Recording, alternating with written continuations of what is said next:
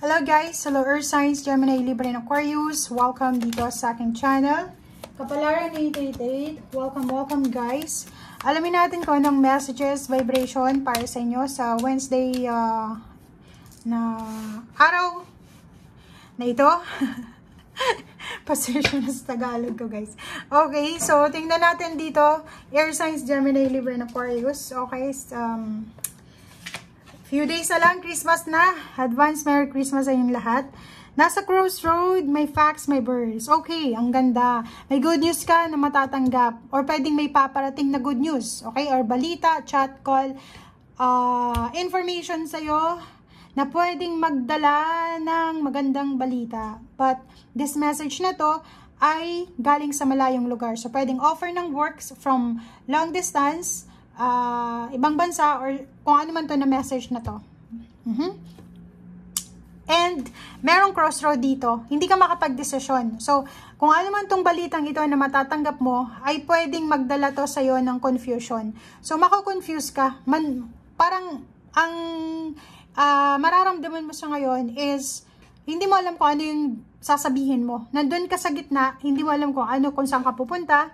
And sinasabi sa'yo ng 22 na to na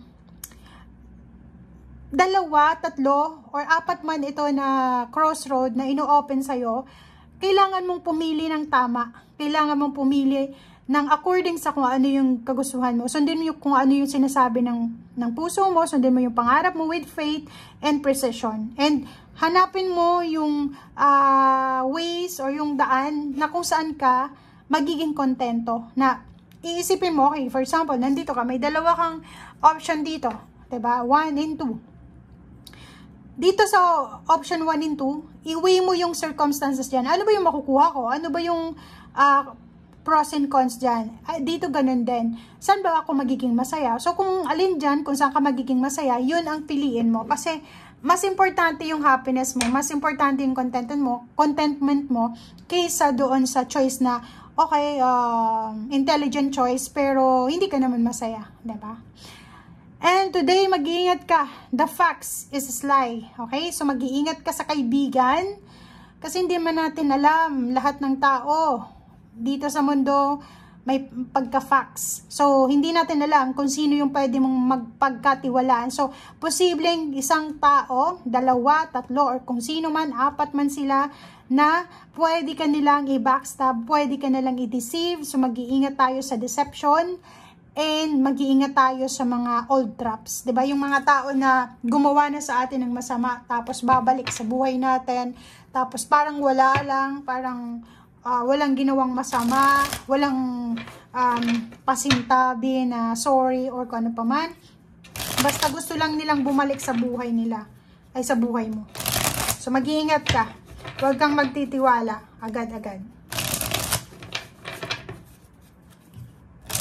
Like for example, kung may mga tao na gumawa na sa'yo ng maganda, maganda talaga yung ano mo, 'di ba? Yung outlook mo diyan. Pero yung mga taong gumawa na sa'yo ng masama, talagang may lamat na eh. Parang gano'n. So, huwag kang magtitiwala agad-agad.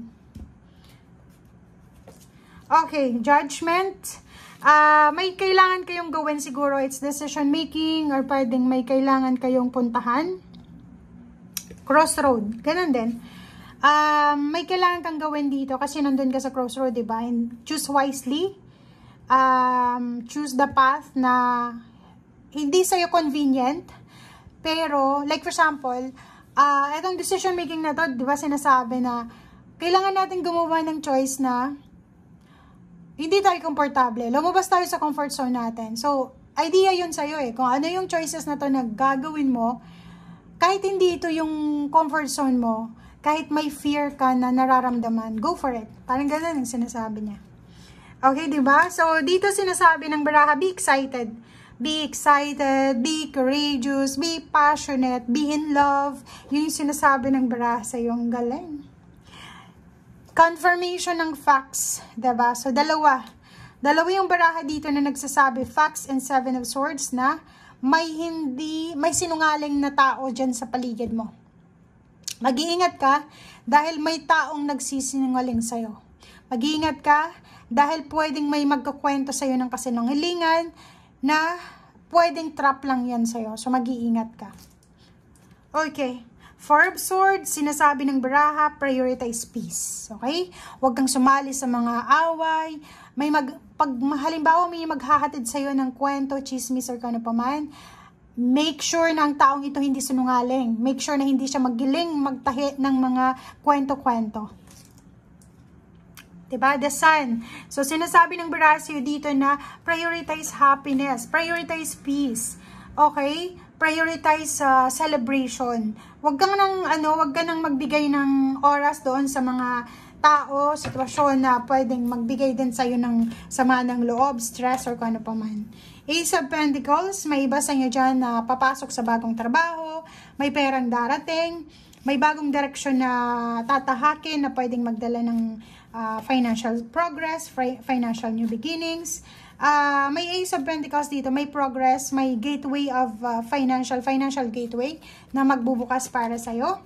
Hangman, so posibleng yung mga trabaho na ino-offer sa'yo dati na hindi natuloy, ay posibleng matuloy na.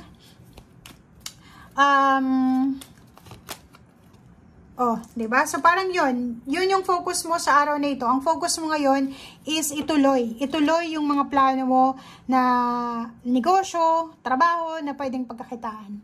Or pwedeng yung iba sa inyo dyan, itutuloy nyo yung mga nakahanyong plano tungkol sa pera. Relationship, ganun din. Meron ditong mga relationship na posibleng magkakabalikan, may relationship na magre-renew, recovery, kung ano man to na iniisip mo or kung ano man tong darating sa'yo, posibleng magdala to sa'yo ng sobra-sobrang saya, confidence, and victory and success. Wow, ang galing niya. Diba? So, kung makikita mo dito, posibleng sa araw na ito is pinapalakpakan ka. Posibleng sa araw na ito is pinupuri ka ng mga tao sa paligid mo. Or posibleng parating na in 6 months, January, February, March, April, May, June. So, pwedeng sa June, ikaw ay papalakpakan, ikaw ay pupurihin, ikaw ay recognize, ikaw ay makakakuha ng victory and success. So, comment down below. And the world card. So, yun. Nakikita natin, posibleng sa June, or posibleng this month, bago matapos yung taon na 2023, ikaw ay uuwi ng Pilipinas kung OFW ka, so homecoming. So, pwedeng yung mga tao, kapamilya mo, ay excited sila sa pagdating mo. Or pwedeng naghihintay sila dyan. Naghihintay sila, naghahanda sila ng welcome party.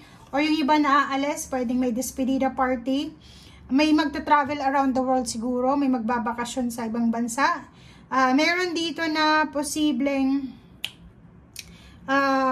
world card, so ibig sabihin completion. So ano man itong sisimulan mo dito, it's either work, it's either business, or it's either new source ng income. Yan ang magdadala sa'yo ng financial stability, success, victory, or kung ano man tong pinag-aaralan mo, kung estudyante ka, nagmamasteral, doctoral, kung ano pa man, siya yung magdadala ng victory and success mo. Siya yung after mo makapagtapos, maraming opportunities kang posibleng makukuha. Okay? Thank you guys. Bye!